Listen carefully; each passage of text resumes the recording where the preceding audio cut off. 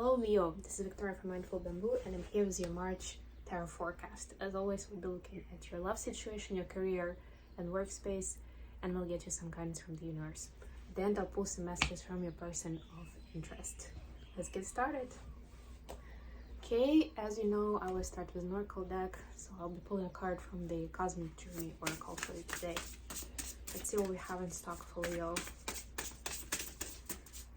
I do sense a trend in the March readings, I'll be honest with you.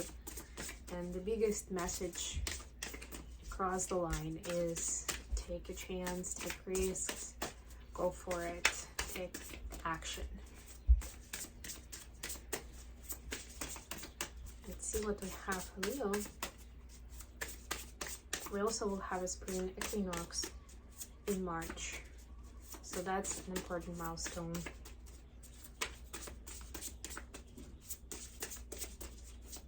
I will be doing either a video or an article about why this is an important time, how symbolic it was to our ancestors, and what you can do to commemorate those traditions and maybe enhance your own,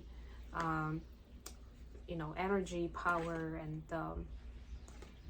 aura. Oh my God. There we go. That's exactly what I mean. Memento mori. There may not be a tomorrow. And I honestly shuffled. You saw me shuffle. But yeah, this is the card, one of the cards, about what I was just talking about. Look at that, number 19, which is 9 and 1. Make one, right? It's like going into the next level cycle. And we do have a full moon on the 6th. So this will be ending the current cycle.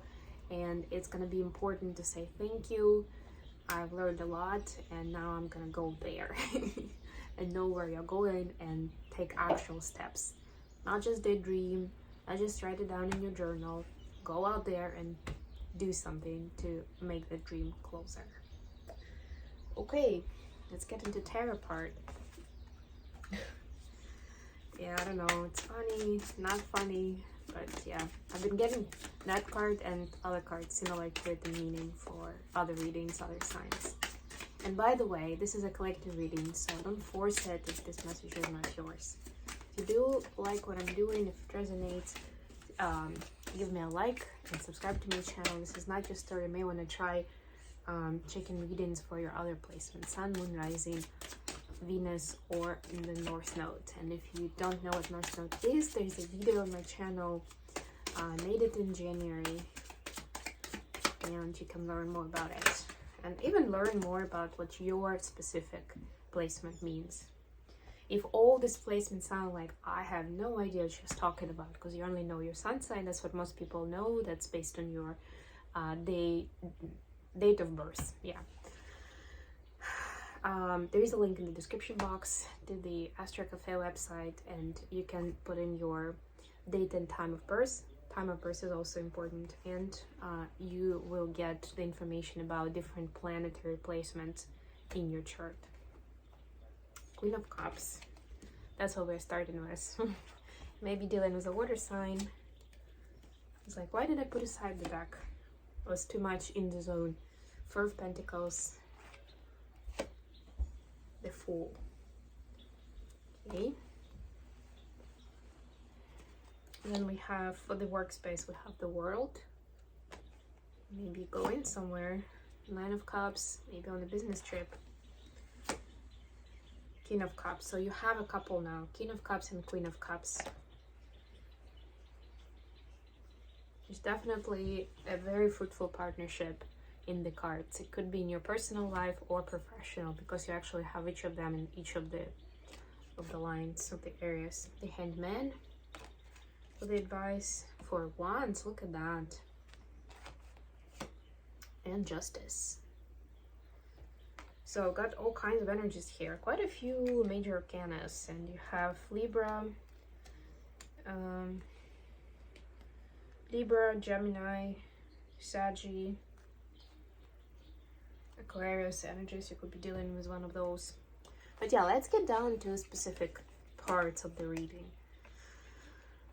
So what I'm getting from these cards in your personal space is that there is certain something that's stopping you from going all in into your current relationship emotionally. I mean, more than anything else. I mean, practically, pragmatically as well, but the emotional part of it is the priority for you. There are certain reservations, and it could be different for each of you, of course, because this is a collective reading. But what I'm sensing here is the Fool card is actually kind of like inviting you to be more open-minded and give it a chance, give it a shot, right? So make sure that you're not too rigid in your expectations, in your thoughts, and you know, bringing in that Queen of Cups vibe is actually useful, because that way you are showing empathy to people and you're taking on like their side of the conversation too, so you can understand where they're coming from, why they do what they do, why certain things are important for them, you know, those kind of things. It's going to be easier for you to understand the other party, and it's going to be easier to let go. And I'm not saying just automatically let go, of course. Take a look at it, and you know, you can always take weighted risks at least, right? But it's also important not to play yourself small just because somebody hurt your heart some time ago, and you don't want that story to repeat itself. Okay, for the career space, we have the World, Nine of Cups, and King of Cups, which is almost like the 10th cup. So something in that career space is missing to give you the 10th of Cups, which would be the full emotional fulfillment. Nine of Cups is usually about dreams coming true, but look in this deck, this card, this guy. He's in that melancholic state, like contemplating life, considering, you know, what has become of my life, where do I go from here, things like that, right? And a business trip or change of scenery, even if it's not business trip or you're just going on a trip, is gonna help you change that tune, change that perspective in a positive way, shake things up, right? But you know the saying that when we pack our bags, we pack ourselves, our personality, and our problems with us. So really, this is like a partial cure. This will be like a cure of the symptoms, right? But you will be asked to look deep down to what's going on with your inner world. Is there any inner work that you are being asked to do at this time to move forward and to reach that emotional fulfillment?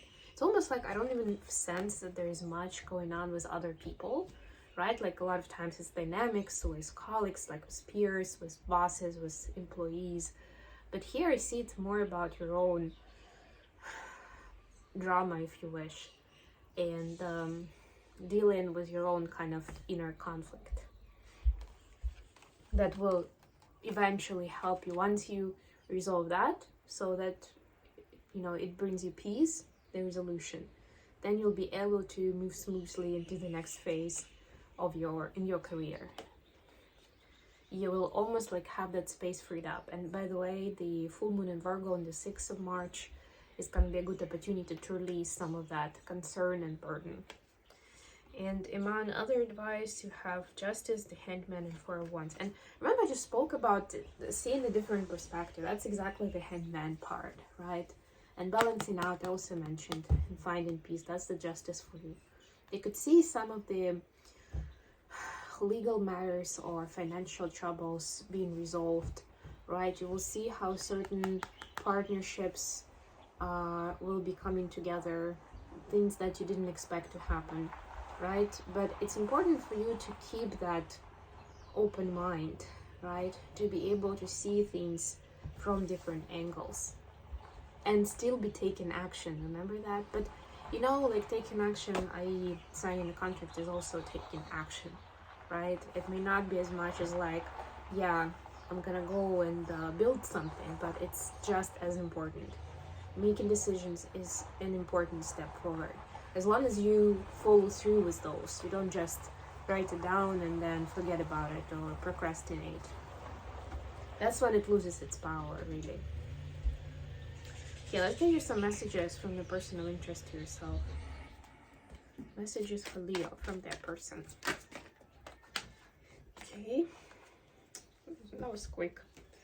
The Chariot and Four of Swords, some Cancer energy.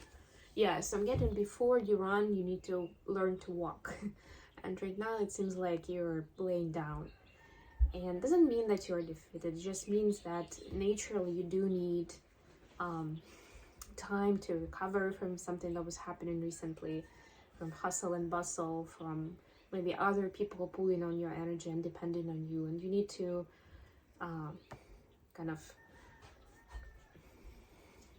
brush up those feathers, you know, and get into that rejuvenated state of mind where you can handle that carriage that actually is taking you, if you notice, around the planet, around the world.